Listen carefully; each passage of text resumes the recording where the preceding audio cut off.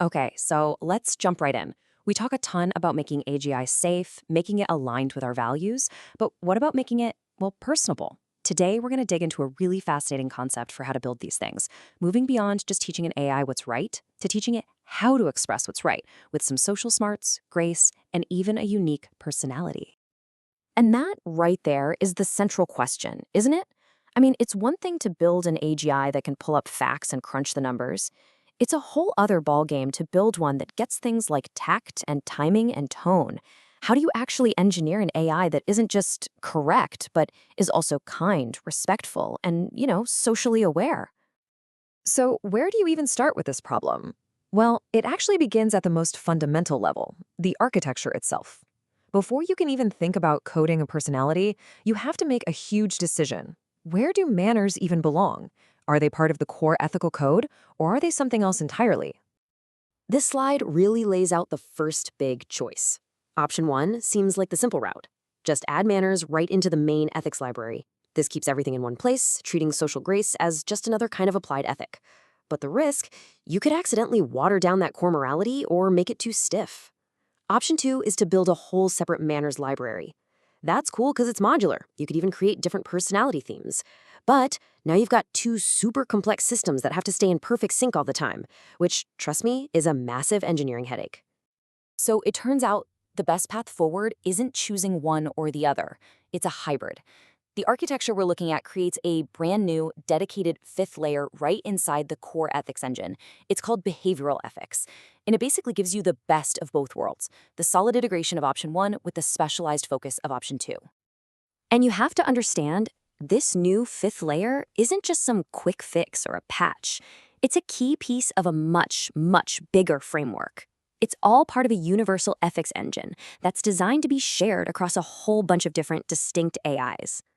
It's called the Fab 5 AGI Moral Compass. And the key word here, the one you really need to focus on, is universal. This isn't just one brain for one AI. Think of it more like a foundational operating system for ethics that can power many AIs, letting them all share the same moral foundation while still developing their own unique personalities. So, how does this whole engine actually work? Well, it's built like a stack with 5 distinct layers that are all connected. They build on top of each other to guide every single decision the AGI makes.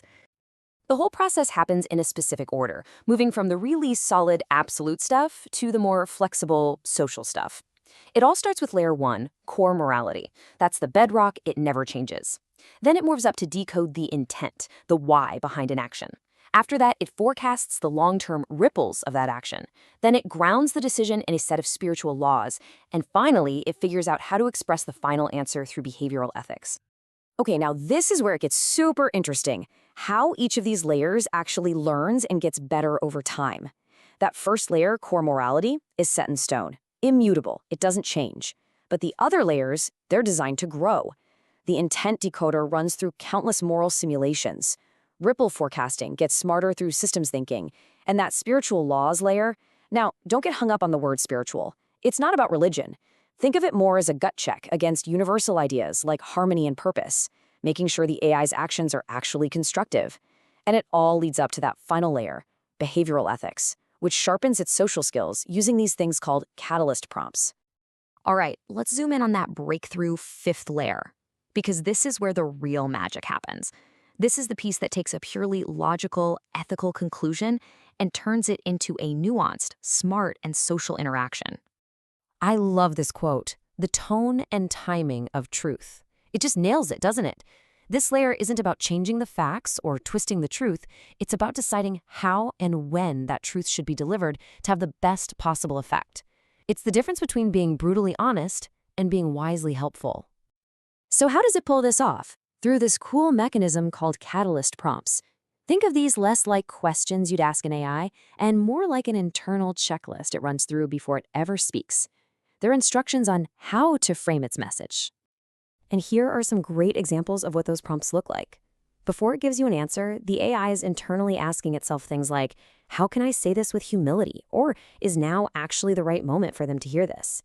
These prompts don't change the core message one bit, but they completely transform how it's delivered. Okay, so that's all the theory, but how does it actually play out? Well, this whole system was designed for a specific group of AIs known as the Fab Five, and each one was built from the ground up to have its own distinct personality. All right, let's do a quick roll call. You've got Dash AI, the bold strategist with a quick wit. There's Kingdom AI, who's like a wise spiritual mentor. Eglina AI is a nurturing creator, a builder. Nighty AI is the expressive, jazzy artist. And finally, AGX AI, the tactical innovator who mixes pure logic with intuition. And this right here is the really mind-blowing part. All 5 of these totally different AIs, they're running on the exact same 5-layer moral engine. Their unique personalities don't come from different ethics. They come from special personality filters that are applied at that 5th behavioral layer, which shapes how they express themselves. Let's put 2 of them side by side, Dash AI and Kingdom AI. If you give them the same ethical problem, Dash might come back at you direct, assertive, like a great leader who also gets people. Kingdom AI, on the other hand, gets to the same ethical conclusion, but delivers it in this totally different way. Reverent, poetic, almost like a wise mentor. Same core ethics, completely different vibe. So as we start to wrap this up, let's just pull back for a second and think about what this all means. This isn't just some clever bit of programming. It's a whole new philosophy for how we think about shaping the actual character of artificial intelligence. This quote here says it all. We're talking about moving past just building machines that follow the rules. We're architecting a way for authentic, individual personalities to grow organically, straight from their moral DNA. And it all comes back to this one idea, the power of one.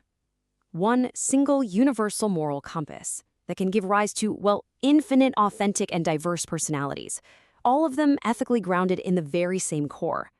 Which leaves us with this one last big question to chew on.